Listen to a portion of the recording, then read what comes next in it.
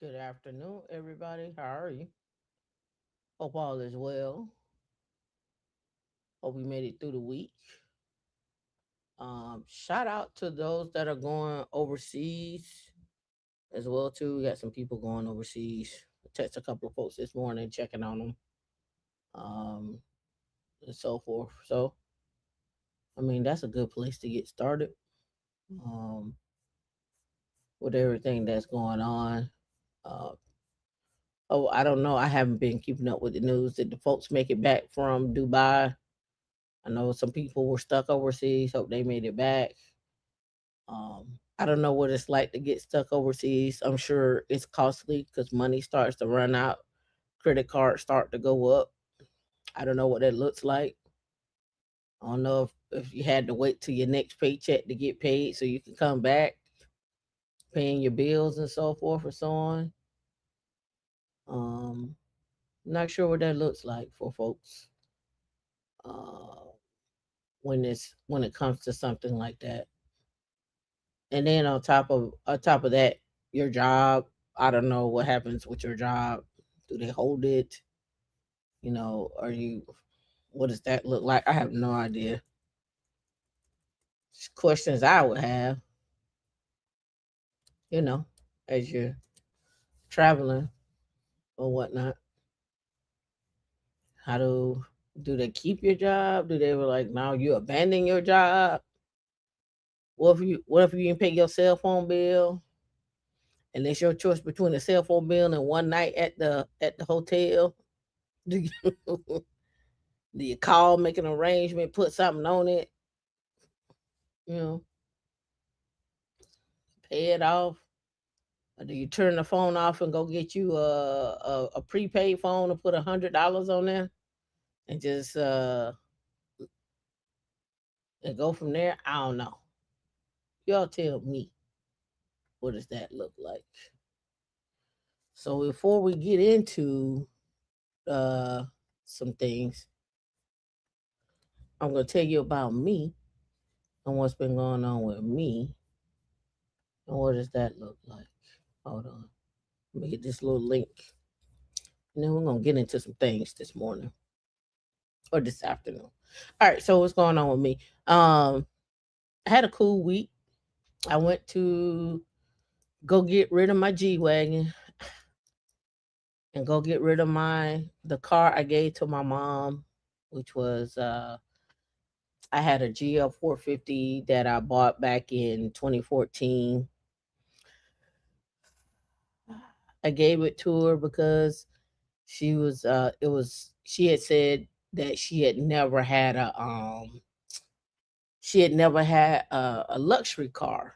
And so when I paid off my GL 450, um, I made sure I went put some new tires on it, and I drove it up to her, DNI, and I gave it to her, and then she was like, "No, Miss Huck, something got to be wrong with it." Da, da, da. So I tried to give it to her 3 times, and finally she took it the last time because I called her friend and I said, "Hey, if my mom don't want this car, and I don't want to take it back to Florida because I got enough cars now. Can I bring you this car?" She was like, "Yeah, let me put me send me some pictures." So I sent her some pictures.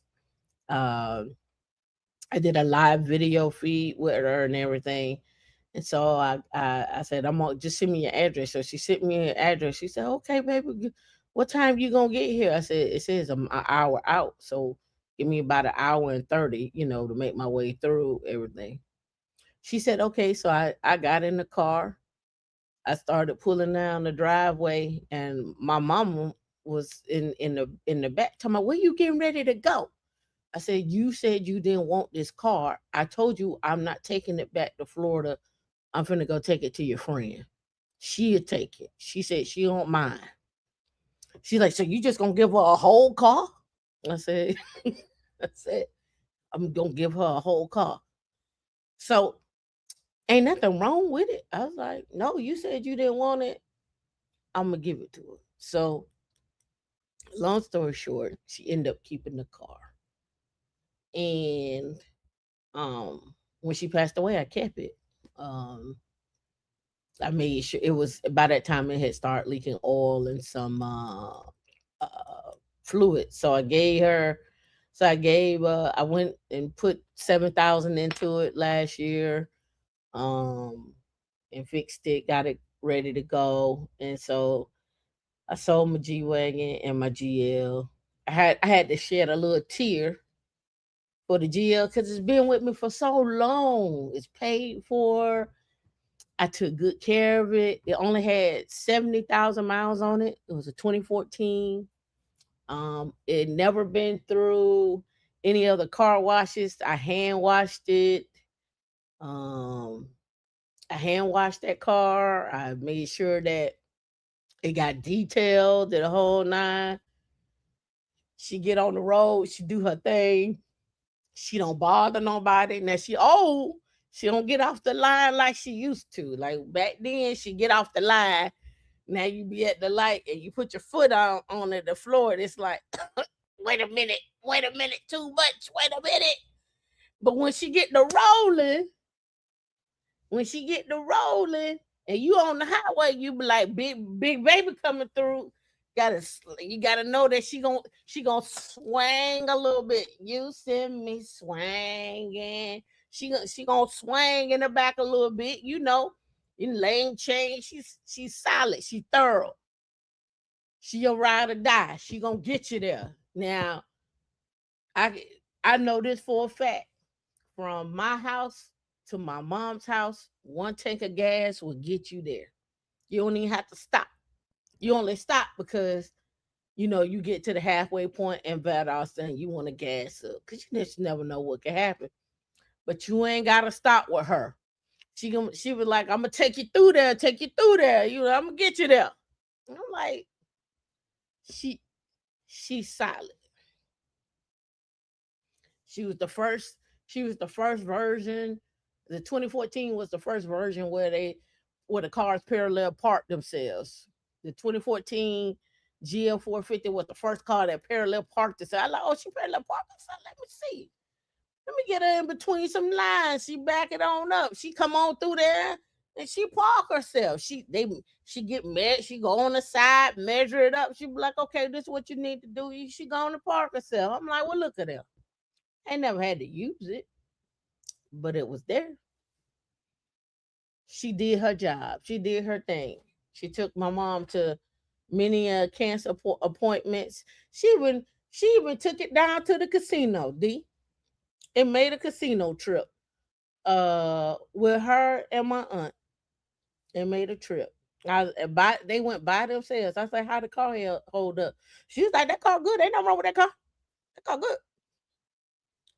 Well, she will be missed. I I thoroughly enjoyed her. I know she went on to great wonders.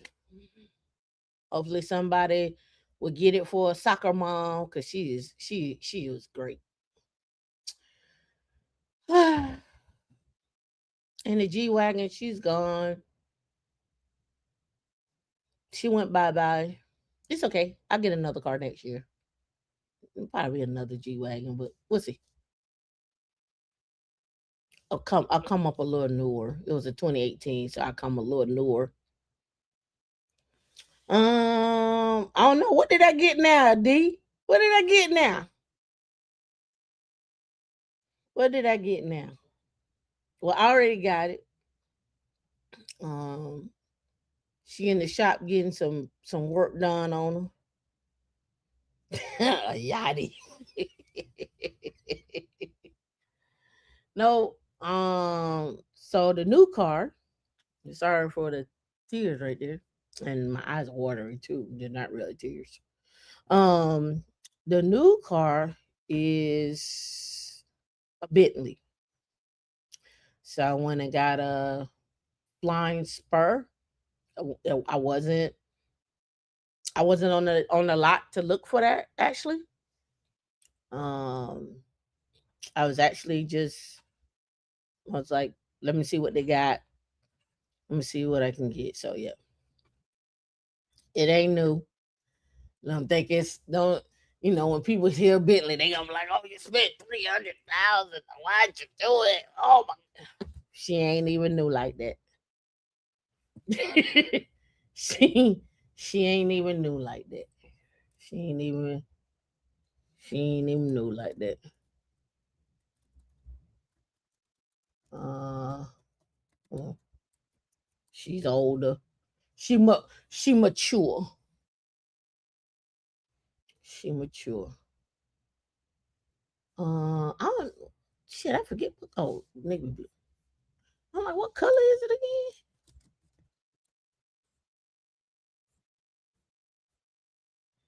again?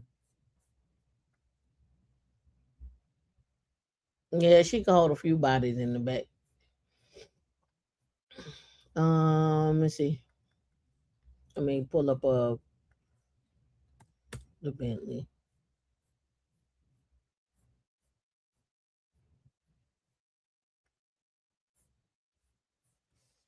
This ain't mine. I'm just showing you what it is, what it looks like. It's actually this is much newer than what I have. So this is a flying spur. This is way newer than mine. Mine is still squarish, but this is a 2022. But it's a flying spur. That's why I say I know I'm gonna get another car because I need to sit up high. I'm used to sitting up high. So I know I'm gonna get another SUV. But that's what the flying spur looks like. She's a old golden girl, classy base. How about that? She look good on the inside. Mine is navy blue. It's not a V8. It's the W12 engine. Um,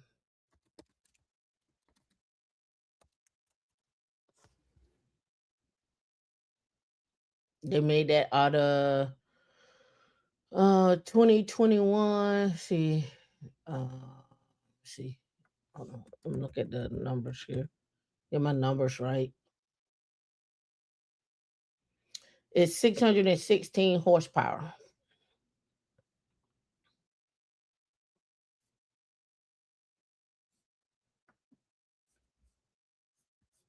Yep, 616 horsepower.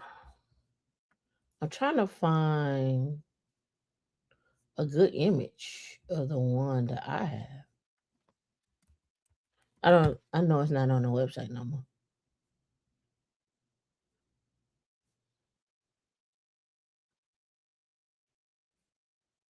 She about to be I think she about to be a classic. If she ain't already a classic. Yep. So mine look more like this. Mine look more like this. You know, she's simple, easy to ride. They're fixing the panels on the side here and the rims. The rims got uh some paint missing on them, so they're gonna fix that up for me. And then my windows aren't tinted, so I'm gonna have my windows get my windows tinted. I already drove it to work. I already drove it to work. Hey, listen, I told y'all before. I'm not um I'm not one of the ones that you can't drive your car to work type of shit. Damn, I ain't type shit. That's not me. That's not me. Solid steps to wealth. What's going on? Good afternoon. How are you? I hope you're not out there driving right now. But yeah, that ain't me. That ain't me. That ain't me. I feel like this. Do I have on the one? Absolutely not. At one point in time, I had 6 cars. Absolutely not. I had two Porsches, one red, one black, one convertible, a Porsche Turbo, a Porsche a 911 Carrera 4S, a Range Rover Sport, the GL 450, the Volvo, um, and I had one other car, and I think I got rid. I can't remember what. I'm no one. Oh, I guess the GL. Yeah, I always leave her out, and then I sold them off over time. But no, I don't have one car. I haven't had one car in years. Um, I'm not telling you to do that. It's not a good thing. I just like cars. I change my cars probably every. This is the longest I've been in my cars. The GL 450 is the car I've had the longest. Um, but I change every. It used to be every 3 years, but now it's every 4 to 5 years. About the 4th year mark, I get the itch. I get the itch on. Well, let me see what you got out there. Now I check every day to see what's out there. Don't get me wrong. All right, right now, I'll tell you what I'm looking at. I'm not gonna go get it. It's just not in my price range to go get it. Uh, this one right here ain't in my price range. Uh-uh. This ain't in my price range. 589. This ain't in my price range. She ain't in my price range. This is 589. She ain't in my price range. I would love to have her in the house. It's a GT. It's a GT2 RS. Absolutely, would love to have her come bless me at the house. Would I drive this to work? Absolutely. Oh, Palm Coast. Be careful out there. I know it's been raining. What is the most I ever paid for a car? Let me tell you what the most I would ever pay for a car. The most I would ever pay for a car and all in is 200. I would never pay 300,000. And most people probably would never go over 100. So you don't even have to worry about that. Sir Stephen or at Stephen at the IR Stephen, how are you? Welcome to being a new member. We appreciate you. That's just me. Now there's people out there that go pay three, four, five. I just I can't see it. A car like this, most of the time, they're gonna have to either pay cash or go through Woodside. Woodside is gonna want at least 200,000 down. Jay Connects, thank you for becoming a new member as well. Woodside is gonna want 200K down. So if you ain't got 200K down to put on it, because they probably won't finance over three. They may finance the whole thing depending on your income. I can say, Coco, I think to be truthful, I think the Porsche has been the best car. People don't want to hear it.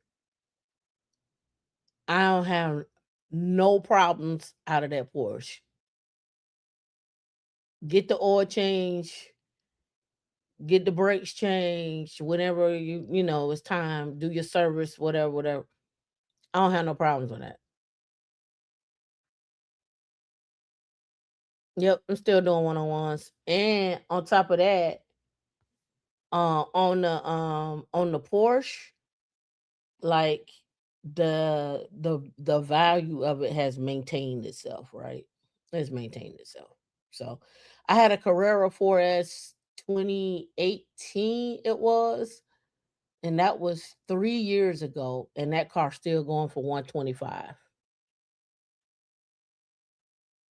Still going for 125. On a 27, 18, 20, 2019 Porsches, they're still going for that. Imagine that. Let me even show you. It's right here on the page. Hold on. Right here. A Porsche 2022 GT3 253, a 2024 Targa, Uh, Here we go. 2018 GT3 191. The Targa 2017 143. The 2024 Carrera. I don't know what it is, and here's what I will say: between 2017 and 2019 911 Turbo S and Targa have exclusively held their pricing. I don't know what it is. I didn't look into it, but they have heard of it. Yeah, I cannot say I have a problem with Porsche. Or excuse me, Porsche. I don't have a problem at all. Would you drive an Escalade? I wouldn't even get in the Escalade. It's too big. I'm not a fan of the Escalades. I know I've been in them. They're nice, but for me to drive it, no, no, I wouldn't.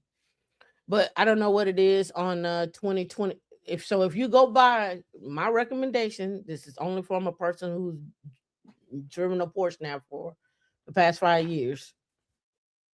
I would recommend 2017 to 2019. I think 2020 is when the new body style switched over.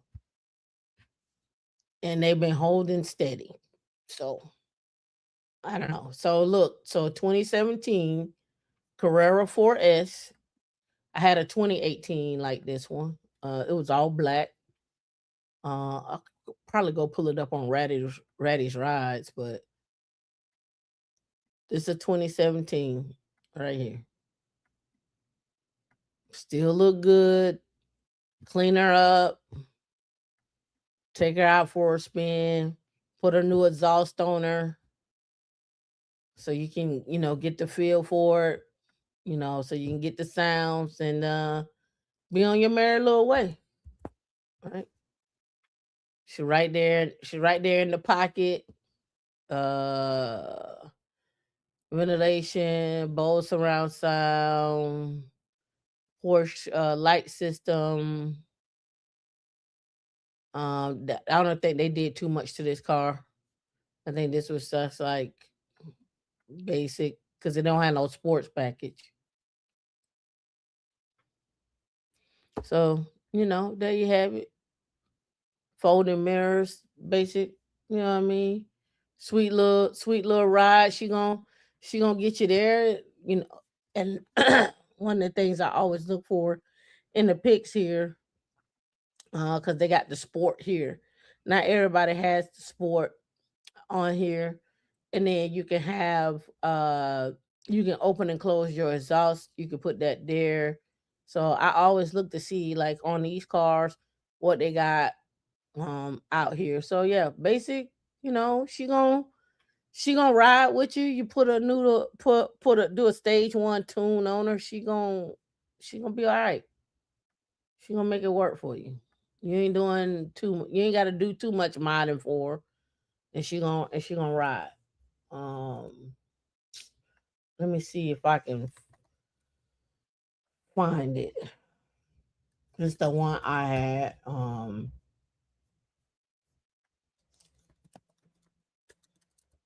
on.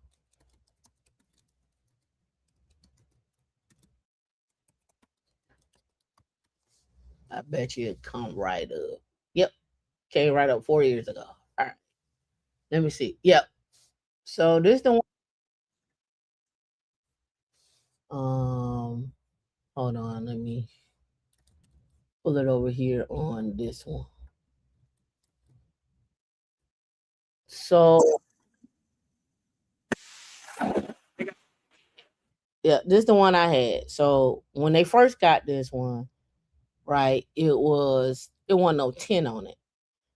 I bought it from the same dealership, turned it back in, and hopped into an SVR, right?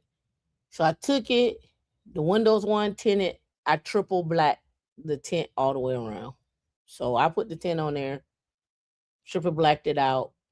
Um, went and got when I got a hand wash, I put a newer exhaust on it. and everything. So yeah. So this was 4 years ago. 4 years ago this was. Um I always go in and look at the comments and stuff like that. And he took it out um and whatnot. It's a daily driver. And I met Raddy's he be at the dealership sometimes. So I met him and his wife in person. His wife does the filming. Um I met him in person and he had a Bentley on the lot. It was canary yellow with no, that's a different one. He had a blue one with white interior. And then they had a canary yellow one on there with white interior. It was a four-door Bentley. It was probably like a 20. So this was probably like, it's probably about around, it's might have been around this time or maybe after that. And he got out of it uh because he's like they didn't like the attention that it caused. They didn't like the attention of him and his wife didn't like the attention that having a Bentley caused or whatnot. So they got into something a little bit more just plain Jane vanilla because they don't like attention. And what I find when you go into some of these places that people don't like attention. So they trade in these cars. Or my favorite ones are the older white men that come in and they'll get the car probably about 65, 70-ish because they couldn't afford it now and they pay cash for it and they get in and they can't get in and out of the cars and it be too much. So they come on out of the car. They come on out. But she was my baby. She was I hooked her up. And then, again, black seats on the inside. So it's triple blacked out. Um, Everything was blacked out. So it was good car, good ride. She was quick. He takes her out for a spin on this one too.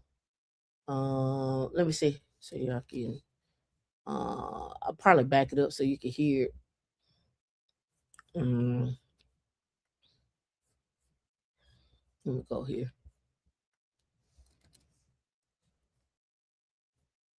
Let me go here. Blah blah blah blah. Orgasm. Orgasm.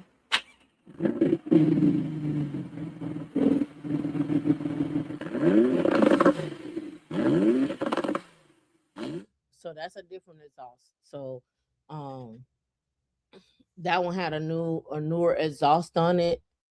Um when I crank, I like to hear my car. I don't like the silent whisper. I don't even understand how y'all drive Teslas or even that Taycan. I drove the Taycan home and put on the fake sounds. I was like, what it sound all that shit be sounding like a sewing machine to me. I was like, I don't even understand what y'all see in it. I get it. It got you're saving the earth, gas mileage. It can go from 0 to 60 2.6. Y'all take off, but then I'll be like, how far count down the road do you get on that battery at that speed? Because Teslas love to be at the light, and I'm sitting in my Porsche, and they take off. I just be do do do do do do do do do Scooby Dooby Doo, and then I come on right past you. Got to get you off guard. Teslas, Prius, Altimas, uh, the big Tonka truck, oversized trucks. Everybody want to punk a Porsche. Everybody want to punk a Porsche. I don't care what I do. I don't care where I could just be chilling and go in so engulfed in the OE. You speak a hardcore. I could just be chilling. You know what they want to do? They want to punk a Porsche. Oh yeah, we're gonna pull up next to you and we're gonna punk you. most definitely all of the Mustangs. I don't care who driving the Mustang, girl, boy, mama, daughter, son, father. I don't care who driving a Mustang. They want to punk you. Everybody want to pull up and punk you. Everybody. The Ultimas are the worst. And you know who else is bad too? Not just it ain't just the Ultimas. It's that what's them not it's not the Genesis. Is it the Genesis? It's the Genesis and then was it the Stringer or Stinger? Whatever that is, they like the punky too. Y'all would like the punk a Porsche. Everybody like the punk a Porsche. I don't know why.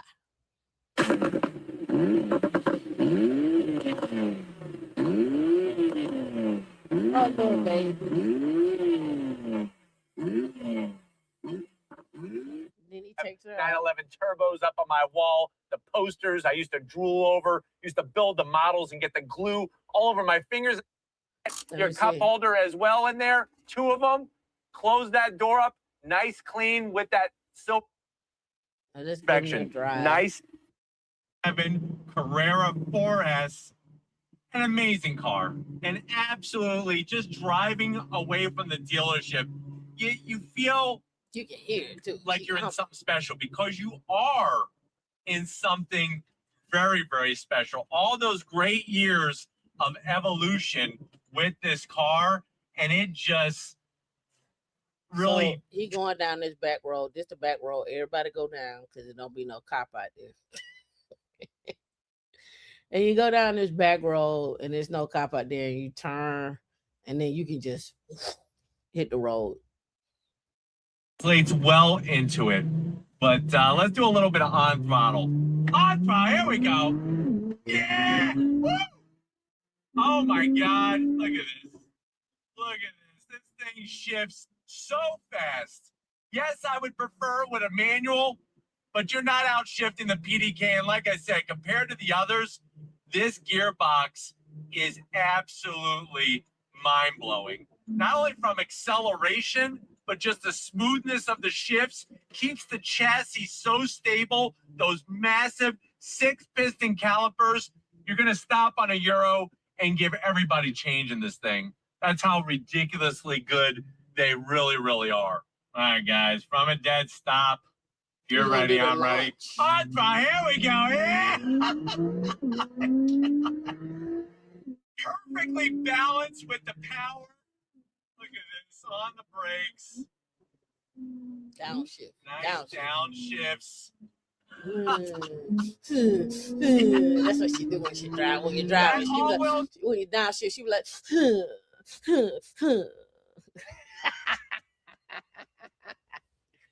I live for the downshifts. When I'm driving, I was like, let me slow it down. She be like, you want to take me down?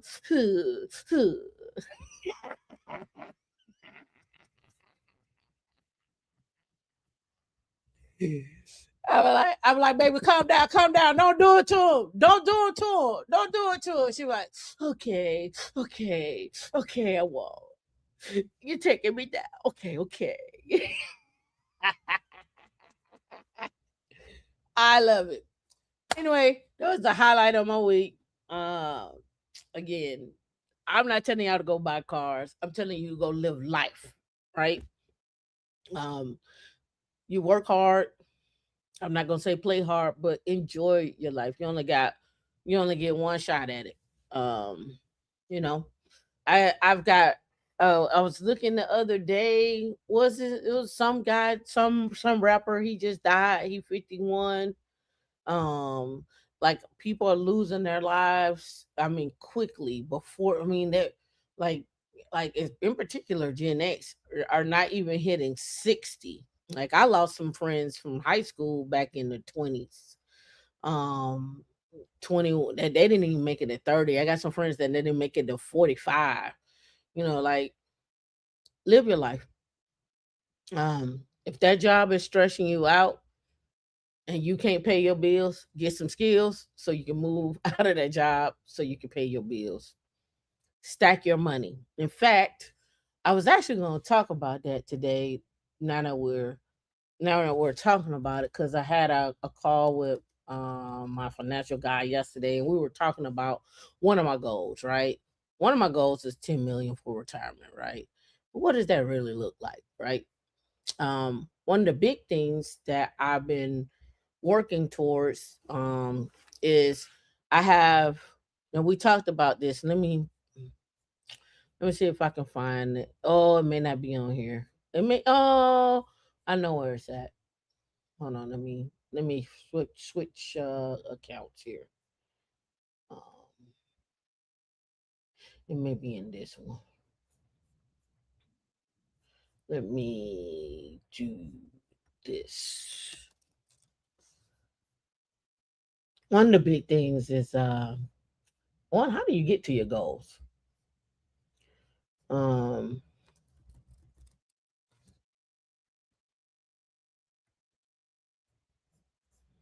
yeah. So let me download this, and then let me open this. And I've shown this years ago, and I talked about this years ago. So let's pull this. Let's talk about it a little bit here, right? So I think I posted this in Creating Wealth, the three bucket strategy. What does it look like? Well, one of the big things is as you all get older, is you start to play into um looking at everything that you have. So on my screen, I have the three bucket strategy, right? And so that three bucket strategy, we could talk about tax now, tax later, and tax free. And what is tax now, tax later, and tax free? What does that look like? Let me get it over here a little bit more. Let me go do this, and then let me zoom in a little bit. There we go. All right, so here we go. Tax now, tax later, tax free, right? So your tax now, right? These are typically your checking account, your savings account, your mutual funds, CDs, and then you may just have some other things that you're using, right? And then your tax later is typically your IRAs, your 401ks, your 403bs, your TSP plan, government savings bonds, annuities, so forth. Maybe you have a private business, and then your tax free, and this is where it gets tricky: your whole life, your universal life, variable life, maybe your 529 plan, and your Roth IRAs, right? Now, I brought this up because most people, and this is I'm probably gonna pull that video up, probably fall into this tax later bucket. And the tax later bucket is the fact that you got your 401k, your IRAs, maybe you have inherited IRA or something of that nature. And most of your wealth is centered in this center bucket, meaning you can't touch it until later. Maybe you have real estate, but you can't touch it unless you refinance or you have to sell, or maybe you sell and it still falls in the 1031 exchange, but it's always consumed, right? One of the big things focusing on is how do we make sure we have a savings that's producing as well, right? So a lot of people put their money in a brokerage account, but again, I have to do an action in order to get it out. I have to sell some stocks, which could cause capital gains or what have you, right? Because it need to be in there for a year. So how do you guys get to the point where you're having this, where you're having your savings with your cash on deck? One of my and now we were talking about this last year. One of the goals was always to have 200,000 on cash, but now I'm thinking probably need to have more like 3 to 500,000 cash on deck. And here's where I'm going with that. And I'm not talking about just sitting in a bank account. I'm talking about in a high yield savings account, or you could put it in a brokerage account if you want to. But I'm kind of leery on that because I don't want to have to sell stocks in order to get my money out. So one of the things I looked at was, well, what does 500,000 look like in having that saved up? What's the timeline? So I played around with some numbers. It actually came out to 5,000 a month, right? And people like that's unrealistic, but you could do your own numbers. But I'm just showing you. For 7 years, we're gonna do a variance, one up and one down. I mean, hold on, rate. Yeah, 7 years at 7%, and this is where this you would have to be in the stock market for this one. And then if you calculate, they come out to 527. But most of your high yield savings accounts, they're not they're not nowhere near seven. They're more like 3.5 to 4%. I don't even know what's the new rates now. Let's see. Let's see what's the latest rates. 4% is what I'm seeing here. Let me look. 4%, 3.34, 3.5. I haven't seen five in years. I haven't seen five in years. It'd be great if we could get one around five. Let's see. I see a 4.1, 110, 4.10. Um, okay, so far said new accounts get a boost to 4%. Gets a 0.7% boost if you open up, and so they'll give you 4% on that. But you always the thing about how your savings account, you always got to be looking and making moves to move your money over, so you can play that game. So let's just go with 4% there. So it's not going to it's going to take you longer than 7 years to do this at that rate. So you're going to have to go out probably 10 years. All right, about 7 years, right? So if I went out to 10, I'm going to be over.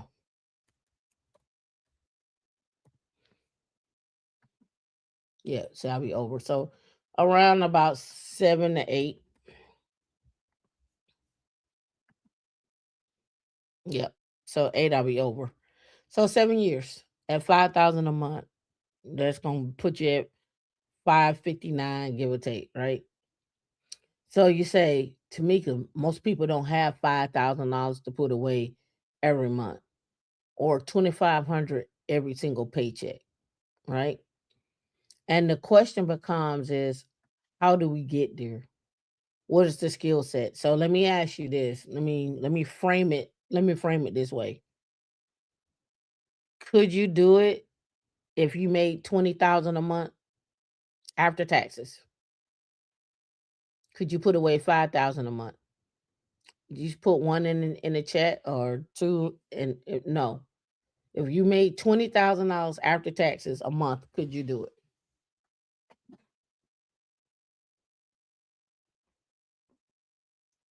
Right.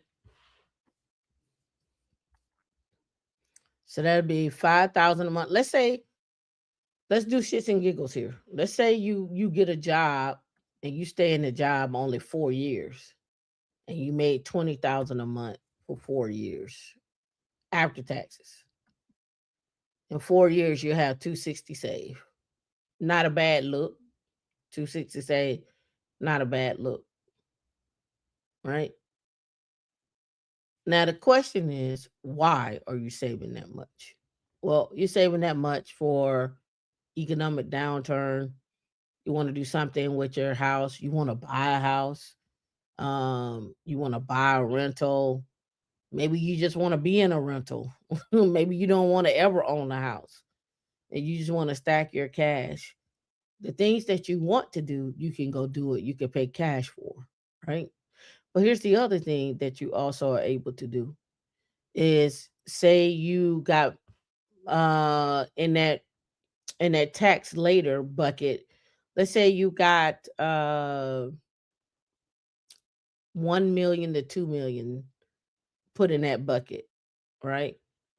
Um, and you want to retire early. That 500 cash could also help you retire early, where you budget your money out out of that 500 where you could pay on things. Here's the other thing that doesn't get considered is health insurance, right? After you retire, right? What does that look like, right? So that's why I'm big on the number, being a little healthy, so that way if you do retire early, how do you pay for health insurance in between that time before your other insurance kick in? Maybe your pension, maybe your insurance from your job doesn't kick in for you. Maybe that's a thing. Um, I know when my mom retired, she still had insurance from the federal government, so she was still able to, continue to see her doctors and so forth and so on. But for those of you that don't have federal jobs, what does insurance look like in retirement, right? Then let's talk about this. Um,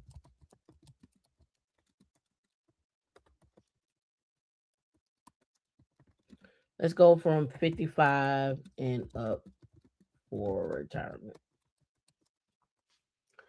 So let's look and see what the costs are. So what I'm seeing now from 55 and up for early retirees is averaging $1,000 a month.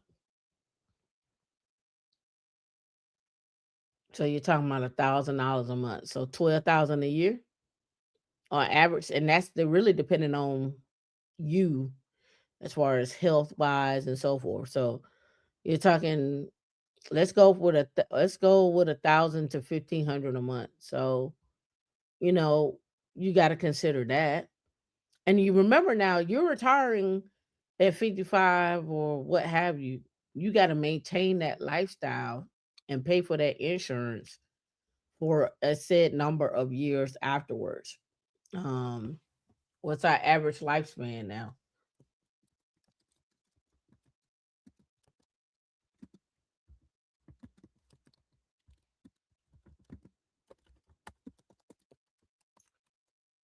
Let's see, has it changed? All right, so here we go. Not my numbers. The average, this is from 2023. The average for Black Americans is 74.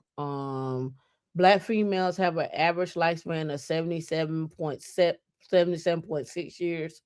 Black males 70.3. These figures are part of overall improvement in life expectancy. They remain lower than the US at 78.4. So I'm going to go ahead and say 77 and 71, and I'll round up to 79 for the other one, almost 80. Um, they say black women generally live longer than black men with disparity of over 7 years in some reports, with 76.5 for women and 69.1. The lifespan of black Americans saw a rebound in 2022 to 72.8. Let's do the COVID and whatnot. But again, you see CDC, let me see what this says here. This is a 2016. 2016. Let's see, that's 2023. Let me blow that up. Kidney disease, but they don't have no, I don't see any numbers. So I was looking for what the numbers. I guess this is it right here. Extending Black Americans extending life from 71.2 to 72.8. So just again, just keep in mind when you're out here trying to figure out these numbers, that's where I'm pulling these numbers from, um CDC, and also why I'm saying these numbers of $500 is because of being able to, because sometimes jobs do stress you out. Life happens, things happen in your life, they stress you out, and you need a break. So, how many of you all can afford to be off at least a year off a job and have savings stacked up for a year to maintain your current lifestyle for a year? Meaning you don't have to call and be like, I ain't gonna be able to make this car. No, I'm not gonna be able to make this car insurance for a year. Now, I don't know what your numbers are, but do me a favor. Go in and type in what you spend a month and multiply that by 12 and see and compare that to what you have in savings. And that should be your goal. How can do what you can to get there. I'm not telling you it's going to happen in a year, but you can discipline yourself enough where it can happen in 2 years, right? 2 years.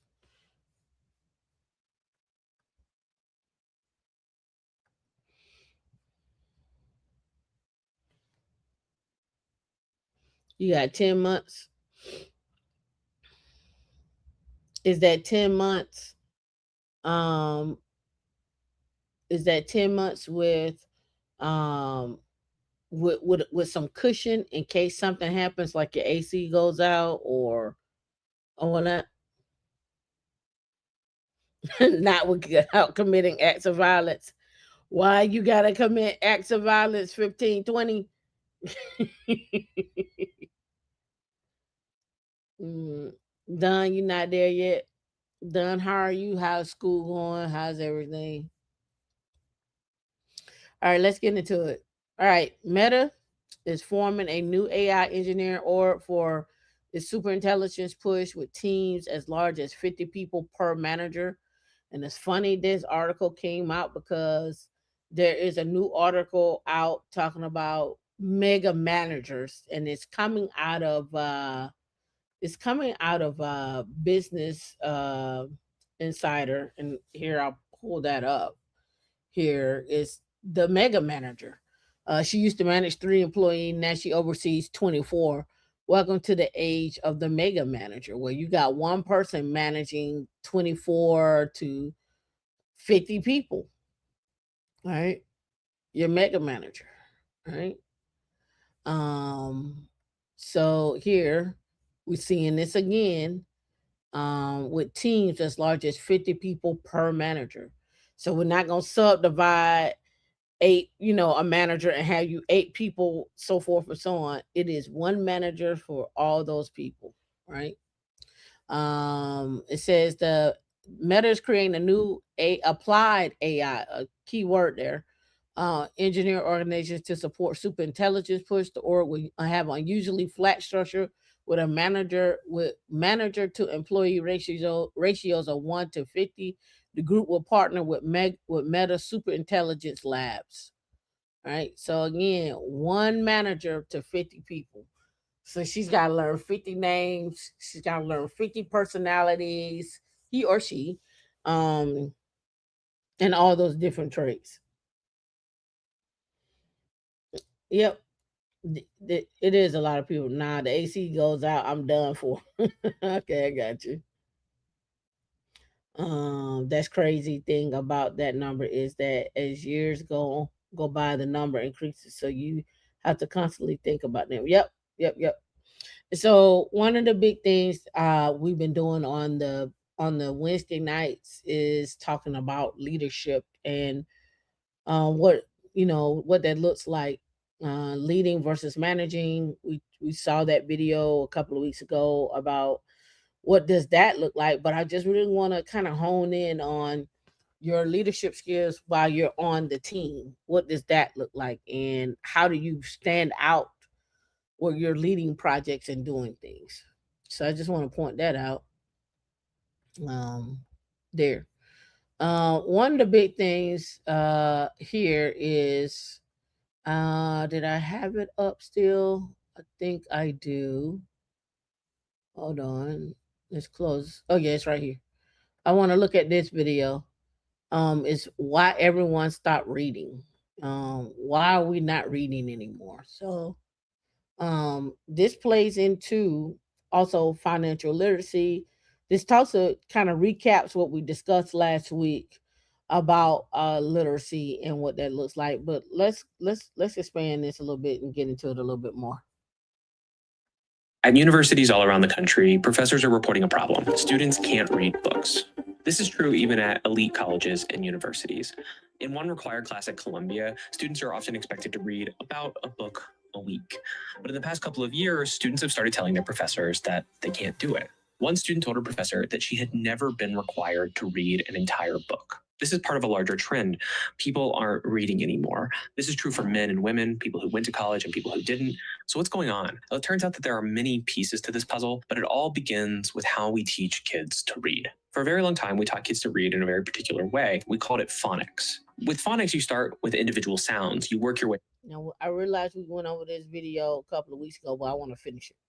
from those sounds into more complex sounds, and then you see how those sounds build words. If you come across an unfamiliar word, you're told to sound it out. But starting around the 1960s, a new approach to language education emerged, and we called this whole language learning. In whole language learning and some successor ideas like balanced literacy, the idea was that you should learn to read at the level of a word. Using a method called 3-cueing, students were taught to infer the meaning of words from context. This whole approach was pitched as a very natural, almost kind of organic way to teach kids how to read. The idea was that actually that kids had a natural propensity to read, and that all you needed to do was put them in the right context and maybe give them a few small techniques or nudges, and they would basically teach themselves how to read. You wouldn't have to go through a kind of boring process like learning phonics. It's actually kind of a romantic idea, right? It'd be lovely if kids just had this natural ability to read as long as we just put them in the right environment. And it makes reading feel more like an art than a science. The only problem is that whole language learning didn't work. Literacy rates fell, and in the countries which had adopted whole language learning, that would be parts of the United States, Canada, the UK, New Zealand, Australia, more and more kids weren't able to read at grade level. It was a systemic failure of education systems across multiple countries. And if we're trying to explain why people don't read anymore, well, this has to be part of the story. If you weren't taught how to read properly, reading is never going to be something that you do for fun. It's never going to be pleasurable. It's going to feel really difficult and like a lot of work. And so if more and more people find reading difficult, then they're just going to stop reading. Now, whole language learning and balanced literacy, these were never uncontested ideas. Despite the fact that they were adopted in so many countries, there were always people who were pushing back. And this was something that became known as the reading wars. In some states, it was described as the most vicious debate in politics. Journalists and scientists have been reporting on the damaging effects of whole language learning, and actually we might be able to say that COVID-19 is going to lead to a change in how kids learn to read. Because during the pandemic, when more kids were learning at home, their parents got to see how ineffective whole language learning really was. And that added a lot of political will to solving the problem. More and more states and even countries are bringing back phonics into their reading programs. And while some of the insights from whole language learning might stay in the classroom, at least kids are going to be learning those basic building blocks, which the data do seem to indicate actually would help them. So maybe we'll see a turn in the future where more people want to read for pleasure again. For the students who were never taught phonics, though, much of the damage is already done, and I don't know how to fix that problem. Now, this is speculation, but I would be willing to bet that kids who make it into a school like Columbia or other elite universities are probably able to read at grade level, but they were still telling their professors that they didn't feel capable of reading a book in even a week. And these are kids, remember, who are mostly full-time students. They have a lot of free time, and actually their studies should be their main focus. So just pointing out sort of the disastrous effect. How many? What's the last book you all read, or the last article? I even take an article. Are you guys reading articles every day? Are you looking at shorts, quick snippets? What are you doing these days? How are you keeping up? How are you reading? Are you studying? Are you looking and seeing what's going on in the world? What are you doing? Of whole language learning isn't going to adequately explain why fewer people are reading. But part of the explanation does still seem to come from the way that these kids were taught in school. And it has to do with education reforms, most infamously things like No Child Left Behind and Common Core. Those are at least are the names for education reforms in the United States. Other countries have different systems. I'm not talking about those here. The push to reform education in the United States emphasized two things: informational text and standardized testing. When students were being taught how to engage with the text, they were learning how to extract information from it. You would even see people say that books were outdated. and that we needed to teach kids about the text that they would actually encounter in real life, like articles or web pages. So, as an exercise, a student might be presented with an excerpt from a longer text. They would be asked to analyze the argument or talk about what evidence was presented in the text, or even what the thesis statement was. And a lot of this would happen in English classes, where traditionally you would be first exposed to reading longer and more difficult books. So instead of learning things like analyzing symbolism or theme, or being able to practice your close reading of text, you were mostly focused on extracting information from those excerpts. Doing that traditional English stuff like close reading builds something that we could call your reading stamina. And when a student who is fully capable of reading says that they can't read a whole book in a week, it's likely because they haven't had a chance to develop their reading stamina. And in fact, some professors and teachers, even in high schools or middle schools, say that kids' reading stamina has been declining steadily over the years as well. If you're trying to build your reading stamina, one of the things you can do is just read books.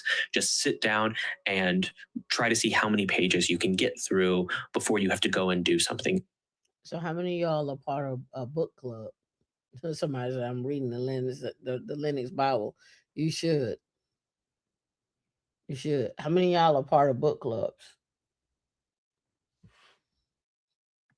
But students increasingly aren't actually being given those opportunities in the classroom or even in assignments. In one survey, only 17% of educators said that they were teaching primarily with whole text. So when it comes to those students at elite colleges and universities, or even just colleges and universities in general, who say that they can't read a whole book, I think it has more to do with this than it does with problems with whole language learning. I think this is the better explanation for why students at Columbia or other great universities aren't able to read whole books. These students were able to get into some of the best colleges and universities in the world, but they were never taught how to be great readers. They were taught how to be great test takers. So when these students get to college and they're asked to read whole books, they can't do it, because this is a completely different skill than they've been told that they need to develop in high school. So much of their education has been about optimizing themselves for standardized tests and then eventually to take something like the SAT or the ACT. And if you're just trying to do really well on a standardized test, you need to focus on reading excerpts and being able to answer multiple choice questions, or maybe write a 5-paragraph essay about what you just read. You don't have to focus on analyzing themes in Tolstoy, Dostoevsky, Dickens. You don't have to worry about reading great books. So then if you have a required freshman class that's about great novels and Do you think Audible hurt uh reading books? What do you think about uh using Audible? Western tradition, well, this might be your first time being exposed to many of those great novels in the Western tradition. And it's going to be hard because you're not used to it. So when we look at the big picture, we have some students who were never taught how to read properly because of things like whole language learning. And then we have students who were never taught how to read books because of an emphasis on standardized testing. But when we want to talk about why other people have stopped reading for fun or just stopped reading in general, there's one more thing we have to talk about.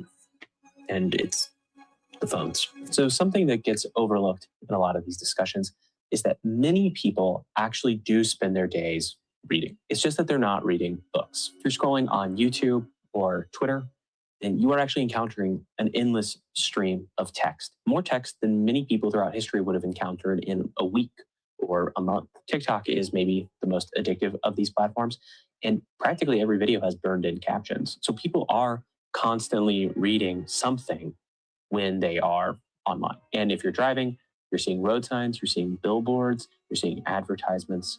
The world wants you to read. It just doesn't really want to give you the time that it takes to read a good book. So this is my backyard. And occasionally I'll come and I'll bring a book and I'll try to get some reading done. It's peaceful and it's quiet and it's one of the places that I really love. So maybe I start reading the book and I'll feel. So I want to pause there right there because I have this right here, and I wanted to bring this stat up right here because what I wanted to find out, because reading is such a big part of engineering, right? Um, I don't care what engineer you are. I don't care if you're an engineer that went to college or didn't go to college, or you're some engineer by trade, by just working in a position and you moved your way into it. But we're only producing 5,600 to 6,000 engineer engineers a year, and that number has dropped to 5,500. And you say, why is that important? All right, so let's talk about it.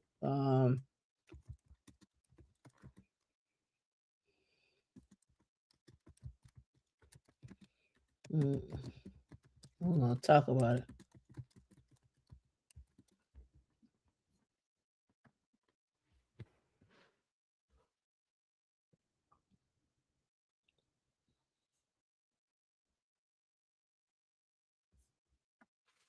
When we look at the numbers, this is what it really looked like. All right.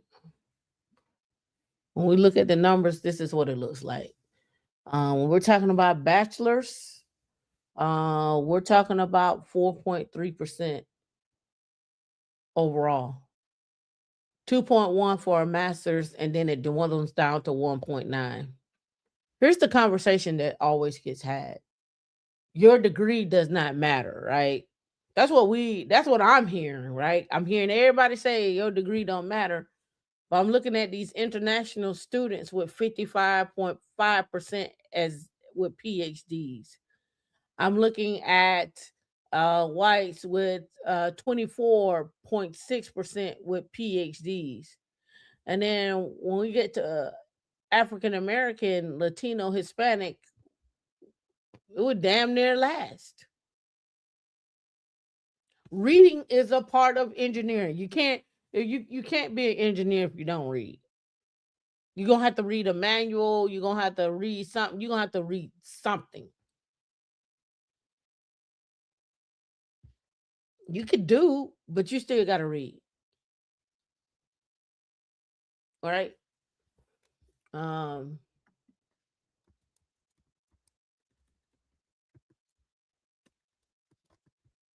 let me pull this up. I don't know if you guys got a chance to look at this. Let me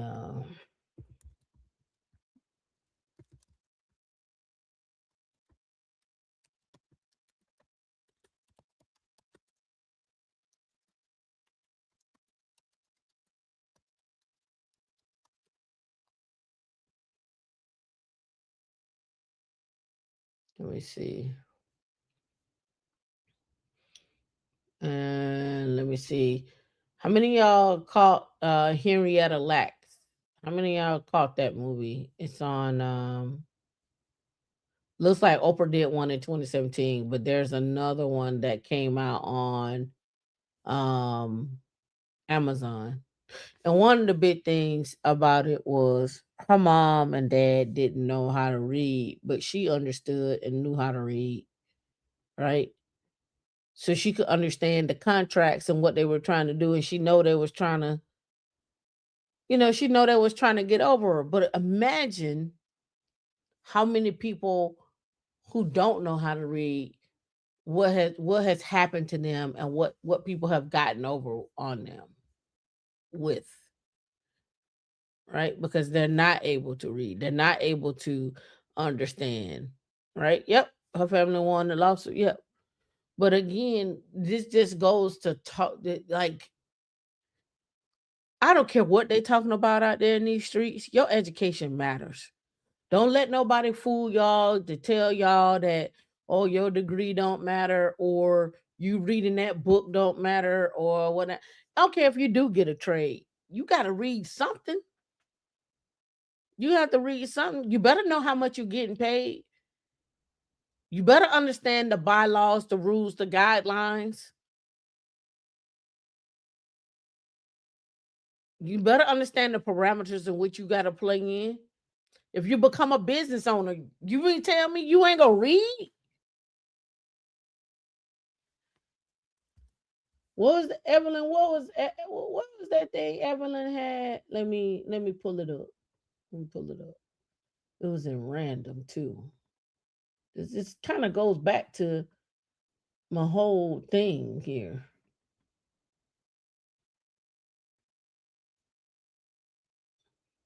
What was it? A millionaire? She was a millionaire. The chick was a millionaire, and then all her money got. Or maybe it was him. But let me look. I think it was in random. Yeah, this one. let me let me pull this over because you guys, trust and don't understand and not reading nothing. I mean, we too old for this now. Let's talk about it here. Another shocking star crime? Supermodel turned mogul Kathy Ireland swindled out of $100 million. In life and in business, it's all about people and relationships. People let you know who they are. Sometimes we just choose not to listen. The cover up was so deliberate.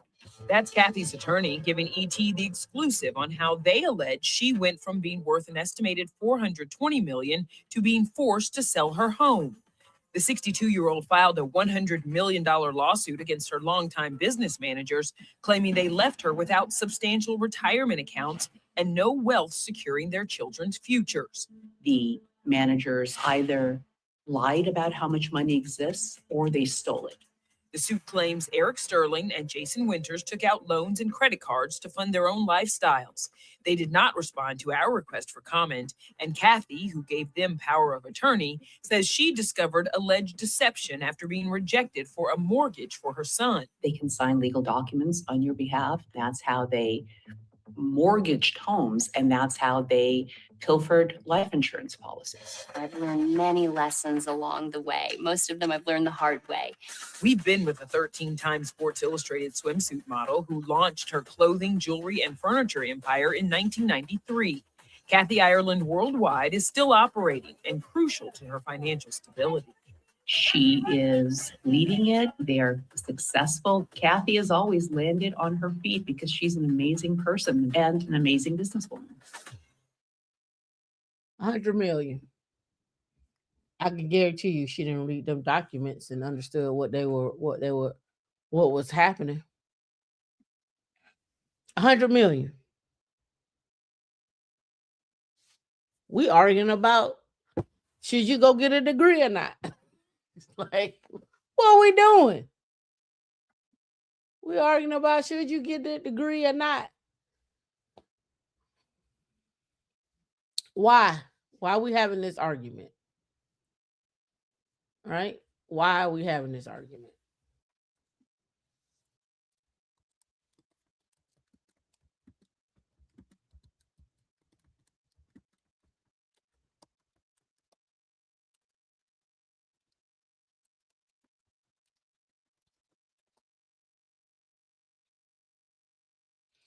I said it before and I say it again. I don't make the numbers. I just report them. All right. A bachelor's degree generally offers a higher long-term financial success with graduates earning roughly 1.2 million over a lifetime and experiencing lower unemployment compared, right? I'm not telling you to go get your bachelor's degree in basket weaving unless you're gonna turn it to an empire, where you're gonna do basket weaving and make baskets for various things and sell them and have high end baskets. I don't know. People make crazy do crazy things all the time, right? So again, I'm just pointing out here the numbers don't lie. Um, College stability, college graduates are half as likely to be unemployed. Right? No degree, skill trade, technical certs and training in the trades can yield higher returns than some 4-year degrees, avoiding the substantial student loan debt and so forth. The earning gap between degree and non-degree remains large. The rising cost of tuition means the value of the degree is increasingly dependent on completing it, and so forth. I think it all depends on you and what you get yourself exposed to. I can only tell you what I know. I can tell you I worked at General Motors, I worked at Ford, I worked in the plant, I worked retail, and none of them were mentally fulfilling for me. The options that you all have now are much more opportunity than we had coming out. It was either a degree certifications one a big thing unless you were getting your MCSE and maybe your Cisco certification, but that wasn't a big thing back in the 90s. certifications that cloud cert. One, no, let's be clear, there were no cloud in the 90s. There were no cloud in the 90s. Let's be clear. Cloud is relatively new, even though people don't want to believe that, but it's relatively new.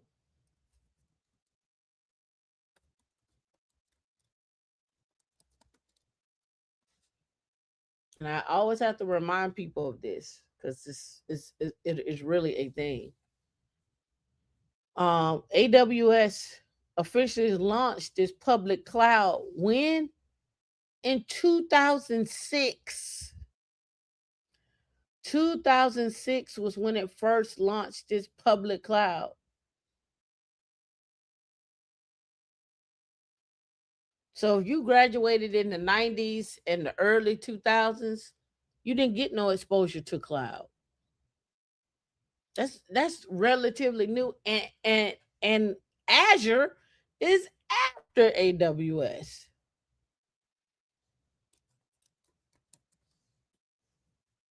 Azure didn't come out to 2010.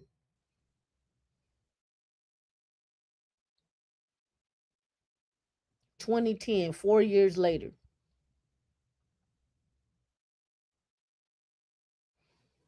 So we talking in the past 2010 to now. We're not talking a whole lot of time. We're just talking 20 years. We ain't talking about a whole lot of time here.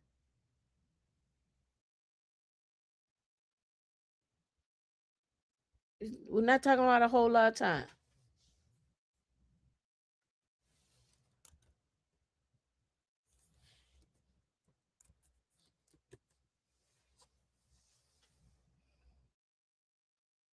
We're not talking about a whole lot of time. So when people are like, "Oh, I want 20 years I got 20 years of cloud experience," you barely got 20 years of cloud experience because it wasn't that big.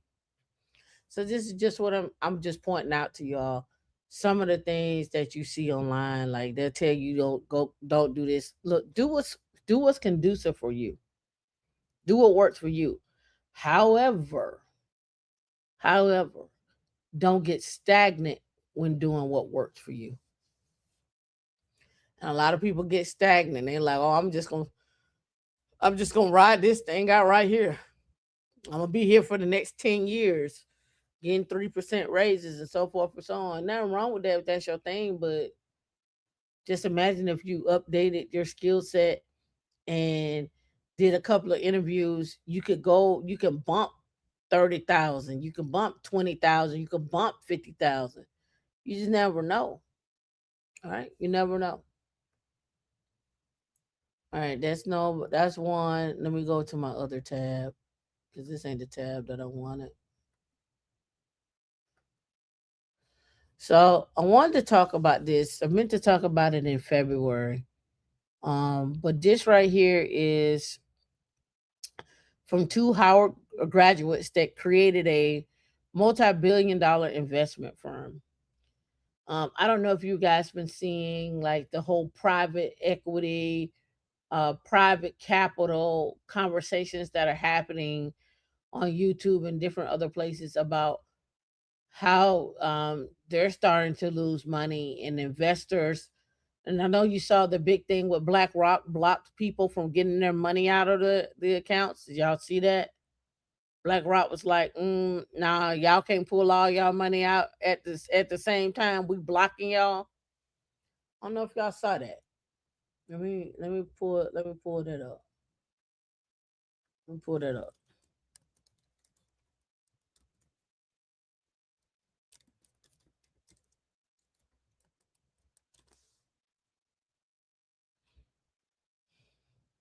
Yeah, private credit. Let's see. That's 6 minutes long. Yeah. Freezing people accounts. I don't know if y'all saw that. But BlackRock was like, no. Let's talk about it. BlackRock just started blocking investor withdrawals. I mean, BlackRock, the world's biggest fund manager, is blocking withdrawals from its $26 billion private credit fund called HLEND. The media is calling this routine liquidity measures to protect long-term value, which is just complete nonsense. And it's not just BlackRock, by the way, in this $26 billion. This is the third private credit fund to do this in the last few weeks. Private credit is a $2 trillion industry. If you were here in 2008, you'd know what that smells like. My name's Nick. I've been a professional investor, not a professional trader for 24 years. Before we start, I'm not a financial advisor. This is not an inducement to buy or sell any assets. And most importantly, do not take financial advice from some random dude on YouTube. Let's figure this stuff out together. So right now, Wall Street is aggressively pushing something called private credit. They tell you that it's the ultimate income hack. Take BlackRock's $26 billion HLEND fund, for example, the one that's in trouble. It promised retail investors a juicy 10.2% yield. Now, private credit is like the modern version of the 2008 mortgage disaster. Back then, banks took your deposits, sprayed those loans at people who couldn't afford them, sliced them into junk products, gave them a AAA rating, and it blew up the global financial system, right? After that, regulators forced banks to tighten up lending standards. So things got much stricter, and a lot of borrowers, including businesses, started getting denied for loans. And so here's a question. You go to the bank and they stop you from withdrawing your money out the bank. You can't pay your bills anymore. What do? Wells Fargo, Bank of America said, no, hey, Slim, you can't take your money out. Oh, you need to pay a bill? No, you can only take out $1,000. You're like, no, I need to take out $2,000. What you gonna do? Because this has happened before. Let's be clear. This has happened. Or they have blocked people from taking their money out of their account. What are you gonna do? You gonna pay your bills with the money under the mattress? What you gonna do? That's why I'm saying diversify where your money is held. Number one. Number two, make sure you have a goal to live off of at least a year to 2 years. I take 6 months from now. But how you gonna get there? What you gonna do? Right? Look at the folks that got stuck overseas. They weren't expecting to get stuck overseas. They can't come back right now. They might have been out there another week or two. Who paying them bills? What hotel they staying in? Whatever luxury hotel they were staying in, they weren't gonna get no gifts to stay in that same hotel. They probably had to bump down.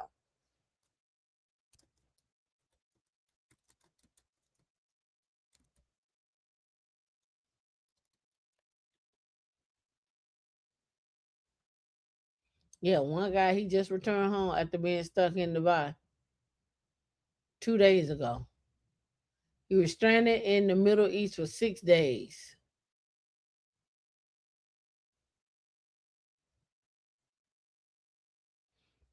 If you got stuck in a city, could you stay there for an additional 6 days on your budget?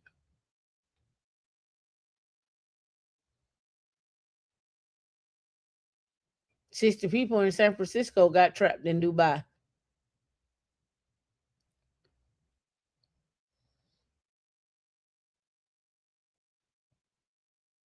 Yep. Usain Bolt never got that money back. I forgot how much money he lost.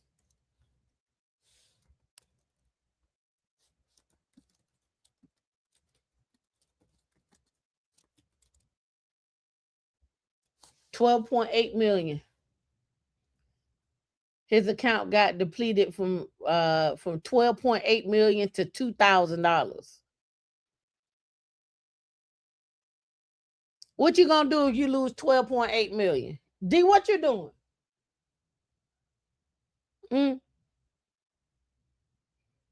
You guys get say you hit the lottery, you get 12, you get after taxes, you get 15 million, you gonna put it in the bank then and your 15 million gone. What y'all doing?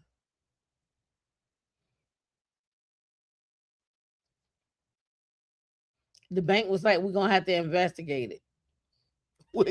We'll get back to you."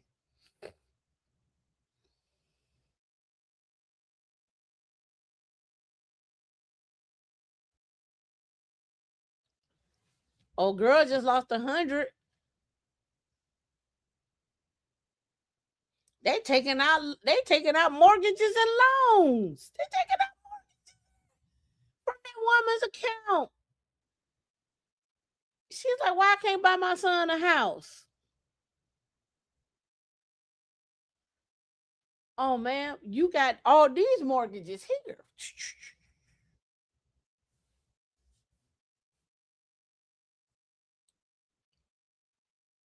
How to protect your neck.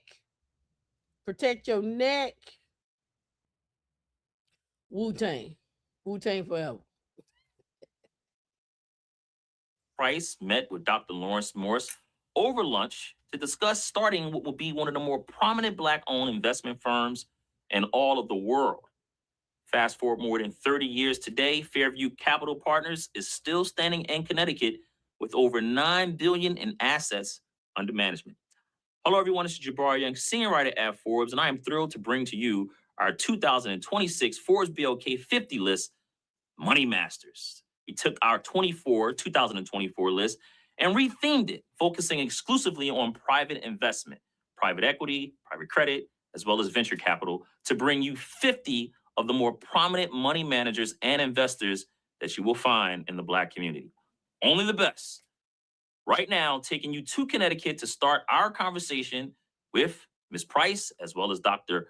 Morse, to talk about how they was able to start Fairview Capital and keep it standing for over 30 years. Here's that conversation right now. I am sitting amongst legends. Joanne and Larry, thank you so much for taking the time, and congratulations to all the success. Fairview Capital has been around for 30 plus years, 31 now, right? Been open since 1994. As you sit here both, you feel successful knowing that this firm was started 30 years ago and you're still standing? Yes. Yeah. She just says yes. How about you, Dr. Morse? 31 years. It's it's quite a passage of time. Yeah. I think we accomplished quite a bit during that time, and we like where the firm is positioned and postured today. We're excited about the team that follows us. So it's a good moment for us. Yeah. Right? Yeah. Joanne, I think of Fairview, I'm always amazed by what people say about you, right? And I'll get into a quote that your partner had. I want to see if it's true. But your fearlessness, you're not afraid to speak your mind. I remember when we were sitting at lunch, you weren't afraid to speak your mind then either. And here you are still standing, one of the few Black women that's in this field pioneering today.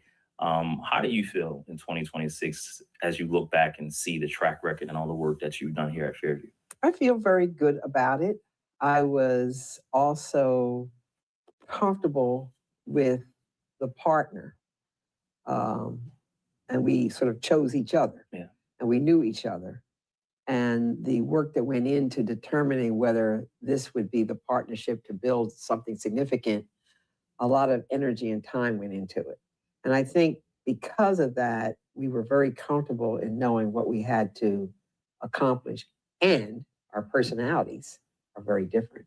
Yeah. And I think that was a great benefit to the building of Fairview. What's the difference about the personality?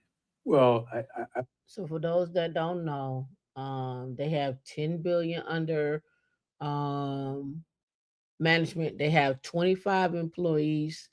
They're located in Hartford, Connecticut. It looks like most of the assets under management is in a Lincoln Fund. Oh no, I take it back. Fairview Foundation's Emerging Fund is 78%, and then the next one is Fairview Emerging Managers Fund 1 LP, and then the third one is the Lincoln Fund, which is a Series B fund. And let me look and see what's in this Lincoln Fund. Let me look.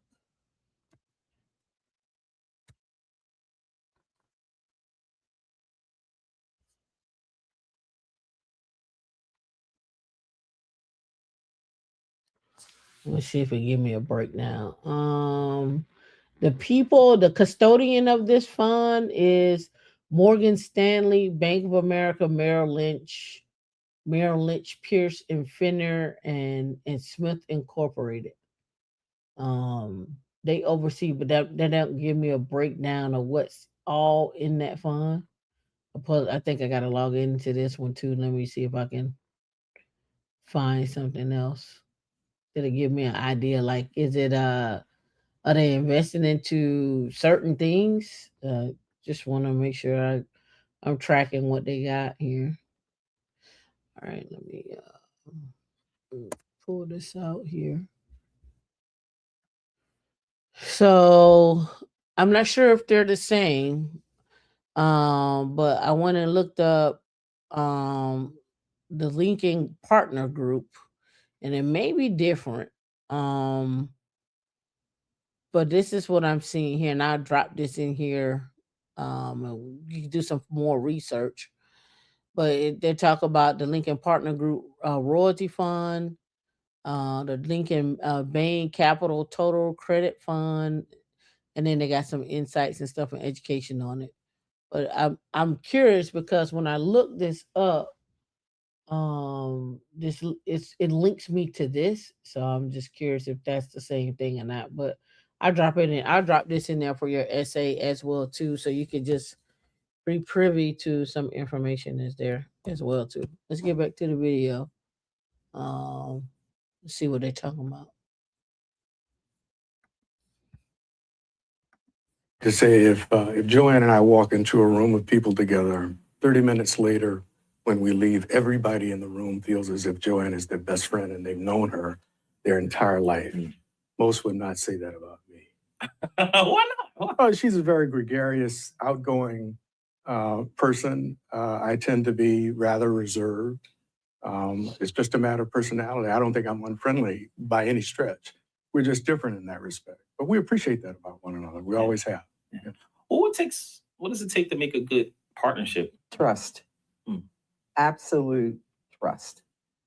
Never a question about your partner's faithfulness, honesty, being able to share information kind of boldly with each other and not be concerned about being too, I guess, what is the word we want?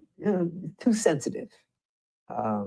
We used to say in the very beginning that we would be unflinchingly honest with each other, brutally so. And what that sort of gives rise to. How many people can take honesty in their face? Just brutal honesty. Some of you can't handle it. Sometimes your egos and your I kind of liken it up to not even just the egos. I kind of liken it up to, growing up. We call it Joning.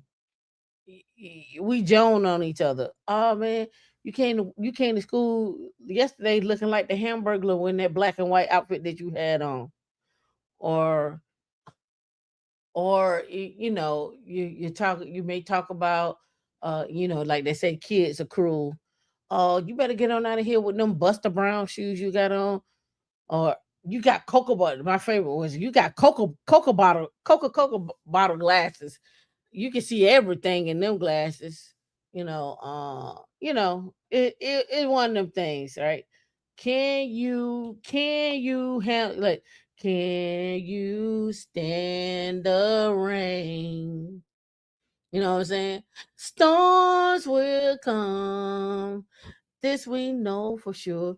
Right? Can you stand the rain? Can you handle constructive criticism? And some people can't. They can't. They be too busy trying to. No, I know I'm right, and you be like, sit over here.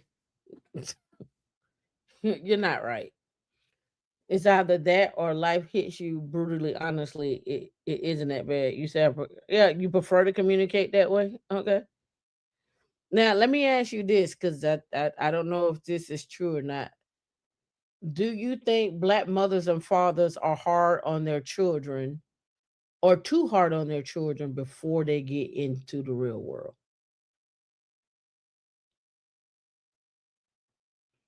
Because I feel like I think black mothers and fathers, I think black families really prepare you for what you about to get out here and face.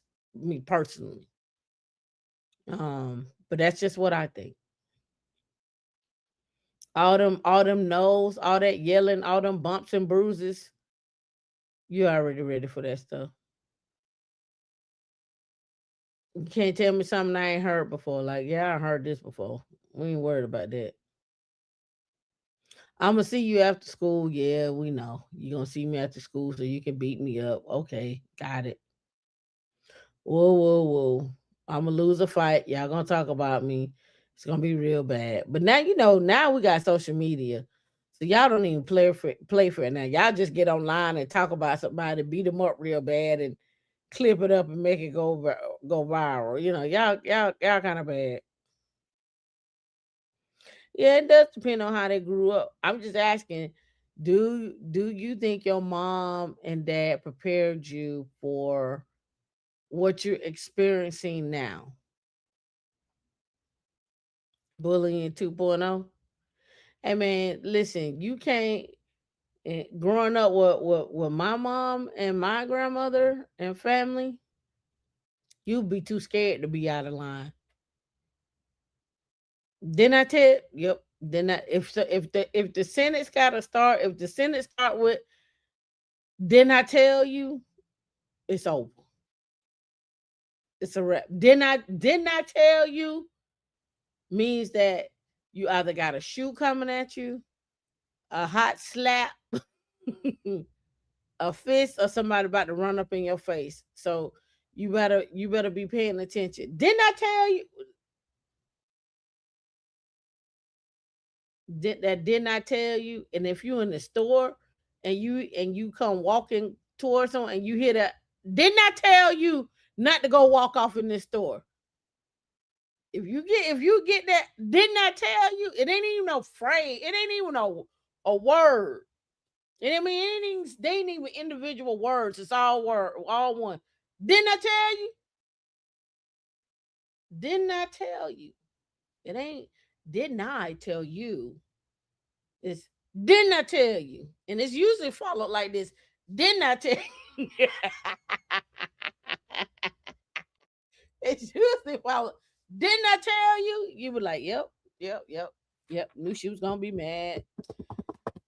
Ooh, won't do that no more. Didn't I tell you? My homegirl Kelly, this is a story she told me. She said she walked off from her mom. They lived in New York and she had never like I think she said she was about 10 years old. She had never ever like her mom always tell her don't walk off. She said one day she walked off from her mom and she went looking for this, that, and another. And they was in the city and they stayed out, I think Long Island. And she said her mom had left and went home. And said she called her mom and she finally got in touch with her. She was like, where are you at? She said, I'm at home. She said, so you just left me here in the store in the mall by myself? She was like, her mom was like, it's time for you to learn how to figure it out. You want to walk off and be out there by yourself? Figure it out. She's like, she was so scared. She was like, she had never been on the train before. She was like, I didn't know what to do. She said, so she said, I learned real quick how to get around on the train. She was like, I had to learn real quick because my mom was like, I ain't coming back. And then you wanted to walk off anyway. So I figured you know where you wanted to be. You didn't want to be with me. I figured you knew where you wanted to be. When I tell you, she said she cried and cried and cried and cried and said she finally made it home about 4 hours later because she said she got lost on the train, didn't know where she go. But again, didn't I tell you what? Get your and then sometimes they don't even have to say anything. They just look at you like when your mama do this, or your any parent do this, that extra head shake,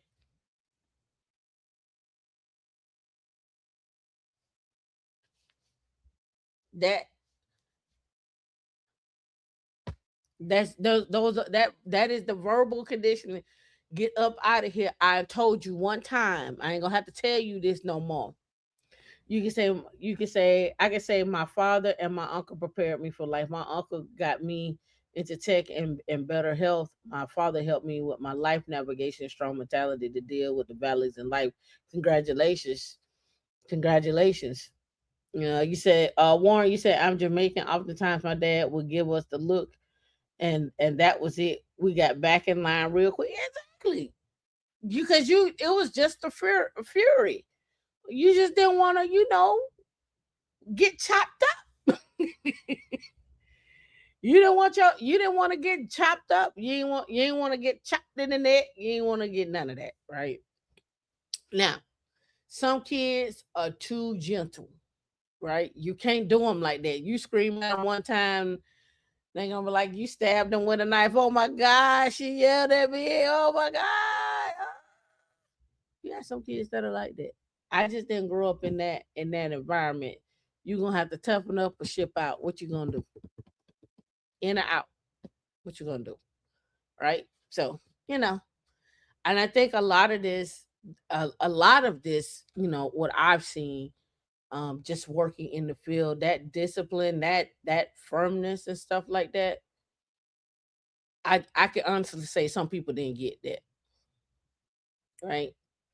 How many of y'all have been talking in meetings and somebody cut you off? And my favorite line is when they cut you off. Oh, I didn't mean to cut you off.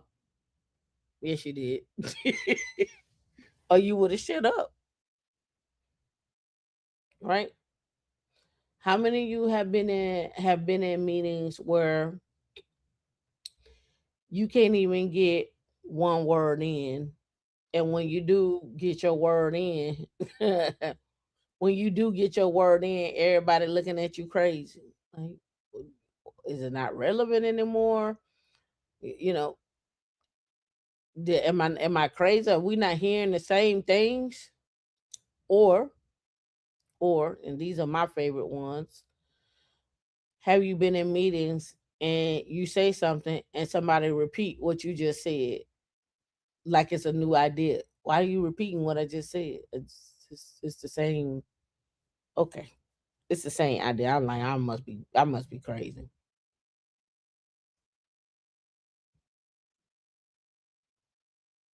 Right? I kind of liken a lot of this to growing up. Right? I kind of liken this to a lot to discipline. So for me, I tend, like, when someone has, like, they got a lot of discipline to go out and create $10 billion on assets under management, and they've been around 30 years. That's a lot of discipline. That's a lot of connections. That's a lot of know-how. It's a lot of reading. I complete my sentence when I am interpreted. Okay. So, discipline. I think one of the big things that I've learned in this industry is discipline and undisciplined. Let me get that too, because I'm undisciplined on certain things. Like, what you want me to do? What I'm doing it. I'm going to sleep on you. It just is what it is, right? So discipline is one of the big things, and being structured is another big thing. And the other big piece in this industry that you're going to have to learn is discernment. Who's your friend and who's not your friend, right? Every black person ain't your friend. Every white person ain't your enemy. And every black person ain't your enemy. You want to think they're your friends, but you got to use discernment on that. You got to You gotta look at people who they are. Whoever they present to you, that's what you need to be looking at. So like he say, when she walk in the room, she's able to everybody feel like they know who she is. There's a certain aura that she brings. He brings no nonsense, but that's because he don't talk much.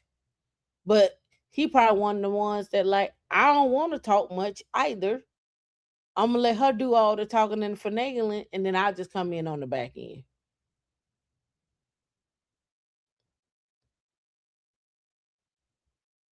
That's it, right? Let's get back to it. And I was showing this video for a couple of reasons too. One, I want you to analyze demeanors, right? You guys got to get used to looking at people and their demeanors and how they talk and how they interact with each other, how they interact with other people. Just watch. Over time, within the culture, people observing how we engage with one another, Joanna and I are very comfortable having spirited conversations. We've had many over 31 years, but we've never had an unkind word to say to or about each other.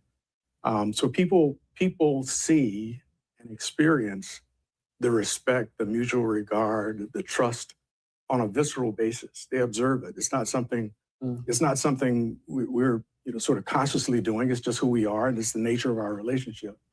And I think that comes through to people. And I think it's had salutary effects on our team. Yeah. If you both walk into a fifth grade class today and they say, well, what is it that you do, Ms. Price and Dr. Morris? So remember, this is a fifth grade class. What do you tell them?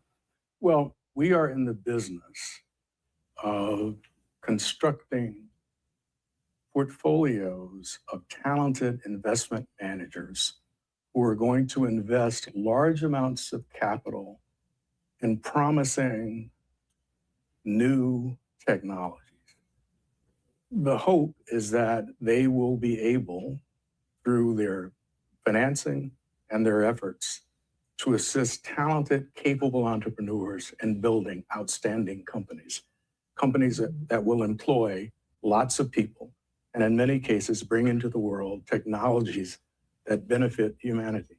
Joanne, how would you tell this fifth grade class about what it is that you do at Fairview? I think the first thing that I would say, and I'm going to assume that Dr. Morse is there in the class, is that Dr. Morse and I would use Dr. Morse, because I think it's important for our young people also to respect where people are and what they've accomplished in their careers. So I always refer to Larry as Dr. Morse in these types of environments. But I think trust, very important concept for young people to understand, not to be competitive with each other, but to work together cooperatively to help build. In fact, it's very hard to build when you are competitive with each other. The competition has to come together to be able to build something over time that will withstand the pressure of all the things that happen when you're building. So I'd spend time with young people to talk about how important it is to trust, to understand.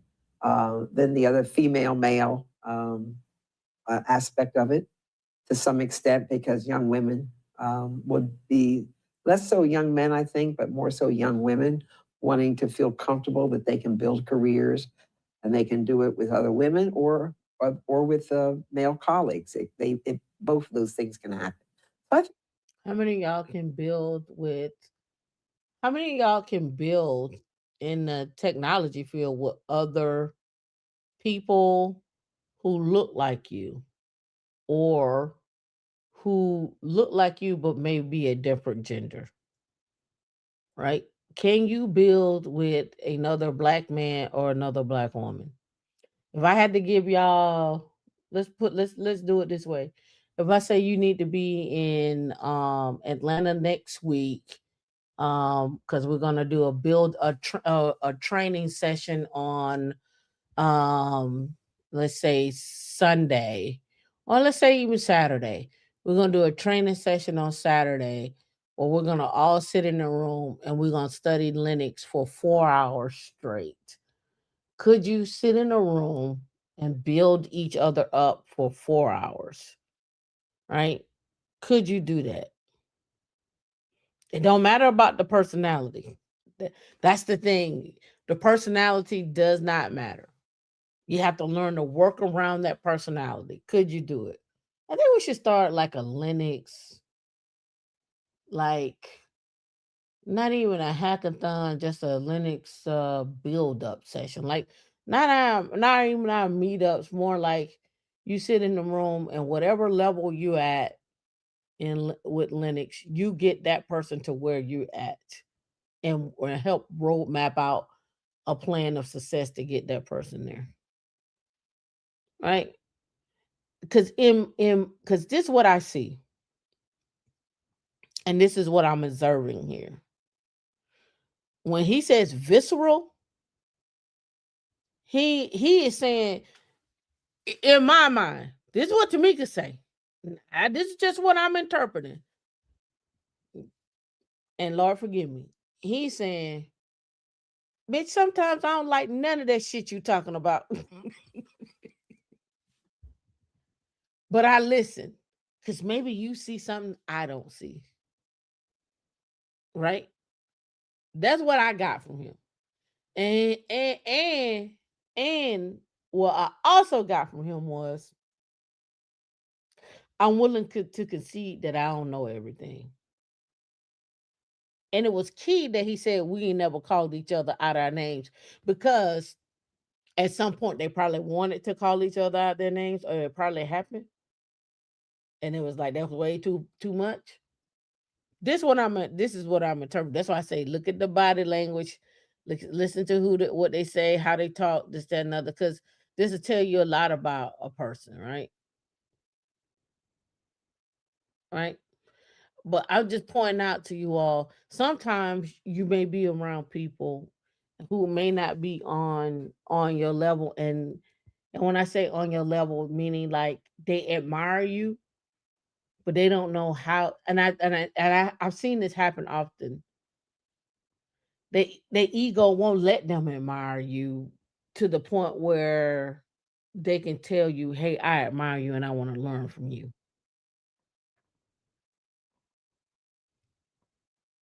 Right? I've seen that happen. Like people will be like, I admire you. I wanted to learn from you. I just didn't know how to say it. Right? And it often is shown in competition. Like people, like they just want to compete. And I'm like, why you want to compete? I'm just trying to show you what it is, what I see, the vision, this, that, and other. But you want to compete. Why are you trying to compete? We don't need to compete. We just need to work together on X, Y, and Z to do X, Y, and Z. Why is that a thing for you, little buddy? All right.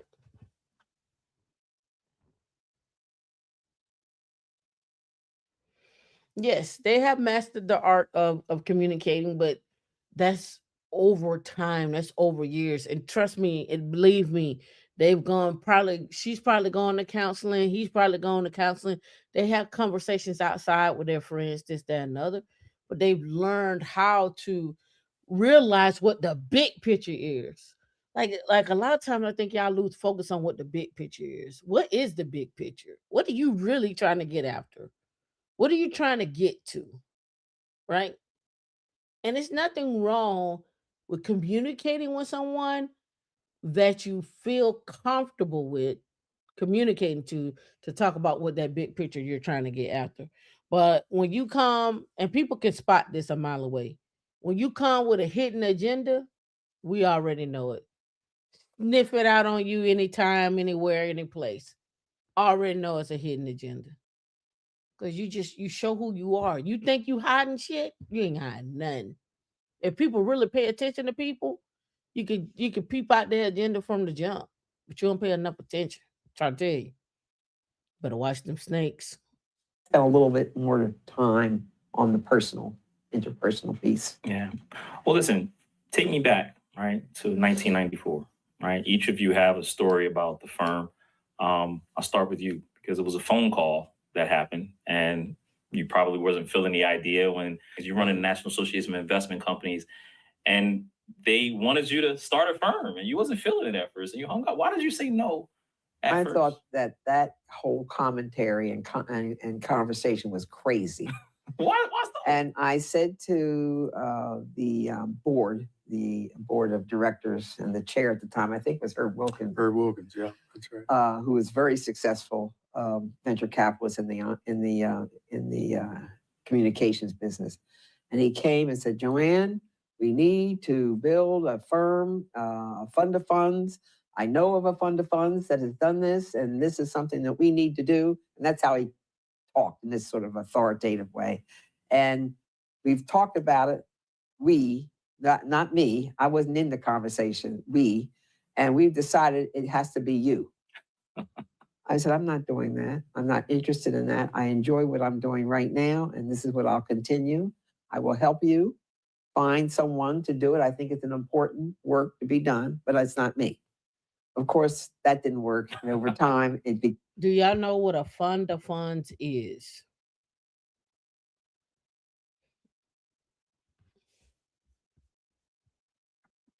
Do you know what a fund of funds is?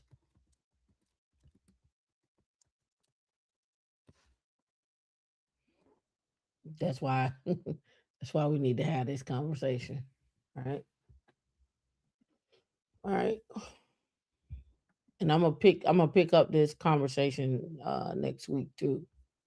We're gonna finish this video for next week, but I'm pulling my private equity PE stuff, fund of funds. Okay, a fund of funds is an investment vehicle that pools capital from investors to invest in a portfolio of other funds, such as a mutual fund, a hedge fund, or a private equity fund.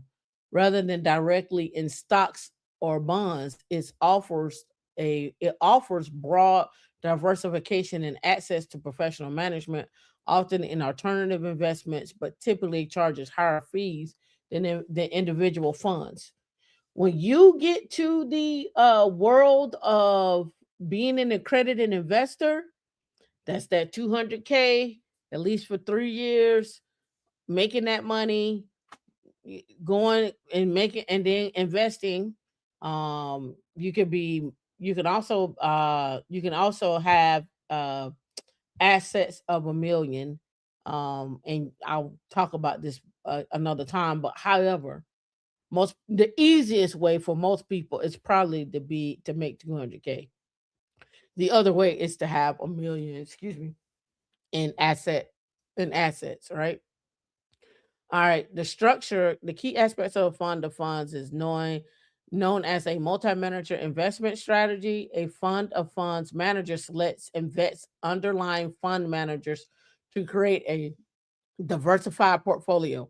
In those portfolios, it could be real estate, it could be gold, it could be crypto, it could play into minerals, they could play into futures, you could do options. There are many different things that can be in a fund, right? The fund of funds provide instant exposure to multiple funds, strategies, managers, reducing the risk associated with picking a single underperforming fund. Cost: the investors often pay double fees: the fees of the fund manager and plus the fees of the underlying manager. Here's the other big question: how do you become a fund manager? And what do you bring in as a fund manager, right? Some different let me pull this out. Better do a thing here. All right, some core characteristics. Asset allocation. Instead of holding shares of a company, Apple, Microsoft, a fund of fund holds shares of other funds like Vanguard, Fidelity, and so forth. A fund of fund manager selects and monitors portfolio underlying managers. So let's go get this right here. Fund of fund manager, typical salary. Let's pull that out.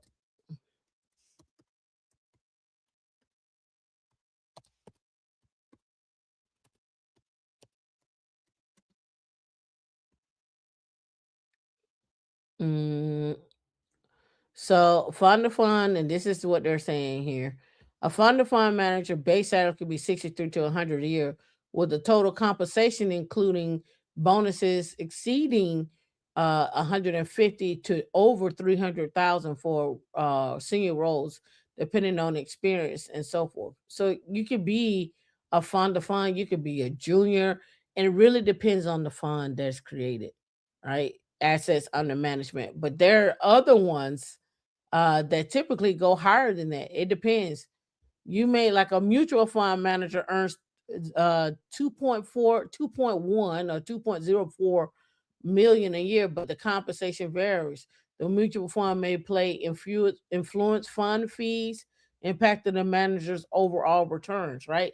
So you may be managing something and you have to work on what that looks like for the investors, because you want to get their money back. And we ain't talking about a return of 7 or 8%. We're talking about returns of 15 to 20% when we're talking about this. And on top of all of that, that profit. So again, remember those jobs we were talking about with 10 million, making 10 million a year?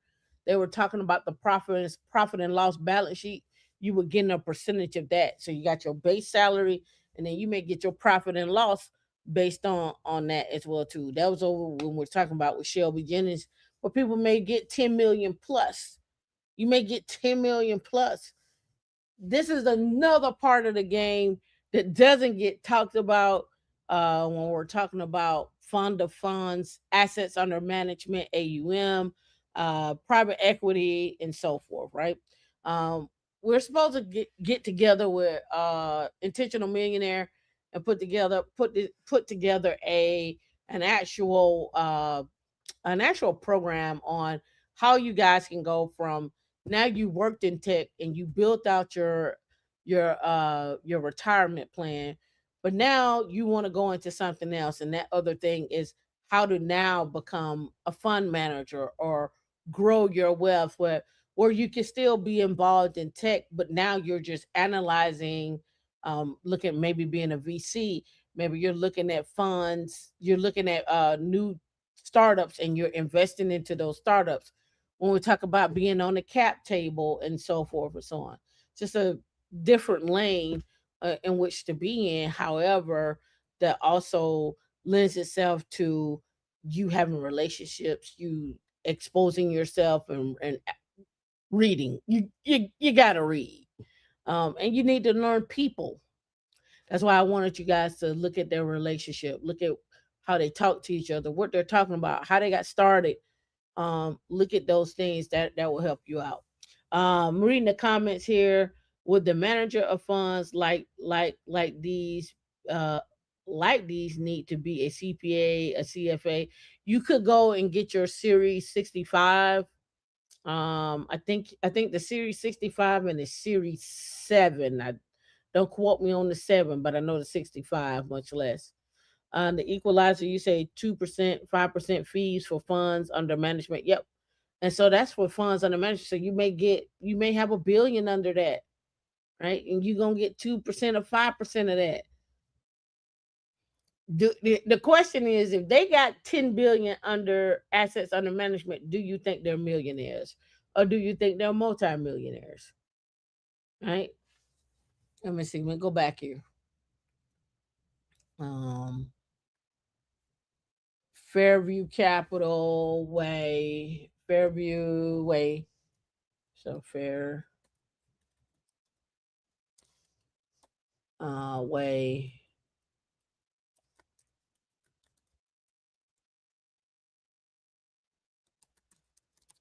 Let me look up net worth.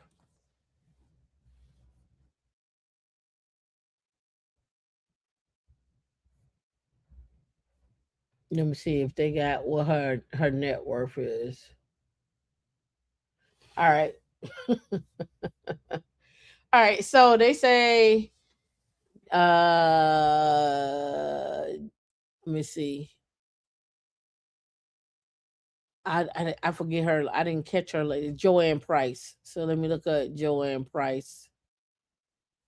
It says not publicly disclose what her net worth is. Um, Let me look and see if I find anything else. Let me see.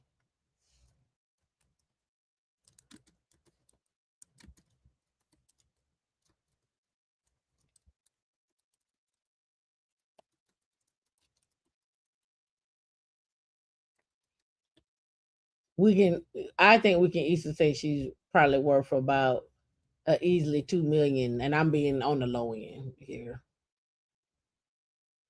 I'm just being on the low end. Let me look. Let you look with me.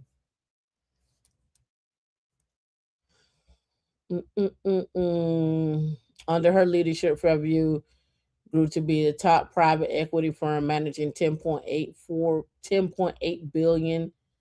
In 2024, New York Life acquired a minority ownership stake in Fairview Capital. Despite this, the majority ownership remains with Fairview Capital co-founders Joanne Price and Larry Morse.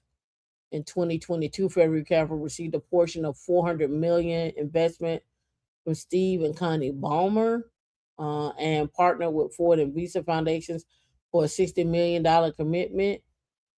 Let me see.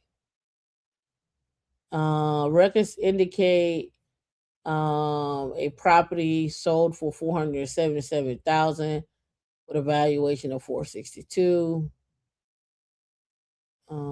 They don't talk about what they, and this is what I love about fund managers. They just don't really talk about what they have. Let me see. Joanne is a co-founder and managing partner worth about 60 million. Let's see, worth 60 million to underrepresented fund. Yeah, so they don't say how much she's worth. Let me look.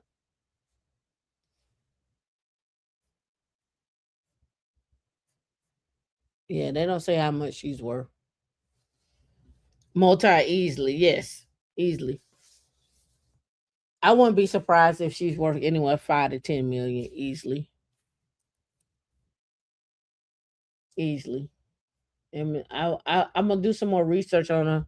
We'll come back and start with them next week. Oh, most definitely. Most definitely. Um,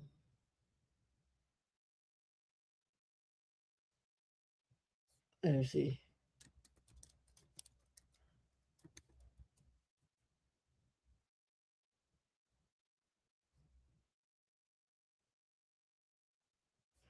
Most definitely, you got to be discreet. But not only do you need to be discreet, I just wonder sometimes do they even step outside? But nobody really know them.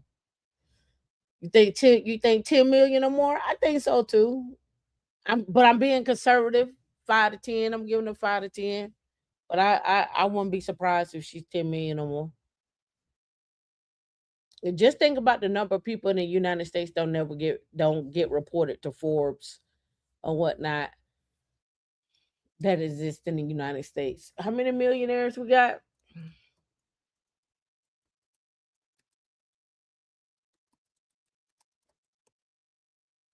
So in the United States, there's coming back and saying we have 25 millionaires in the United States. 25 million millionaires. 25. And liquid wealth over 6 million. 6 million with liquid investable assets exceeding 1 million is 6 million people. High end wealth, this is the US home. This is the US is home to 36 of the world's most centimillionaires, 100 million or more. And we got almost 500,000 401k millionaires as of 2024. You can be a 401k millionaire or you can be a W2 millionaire. Pick your poison. All right, y'all. We're at our 213 mark. I enjoyed y'all today. Again, live your life, have fun. and stop waiting for somebody to tell you to go. Just go. All right, y'all be safe.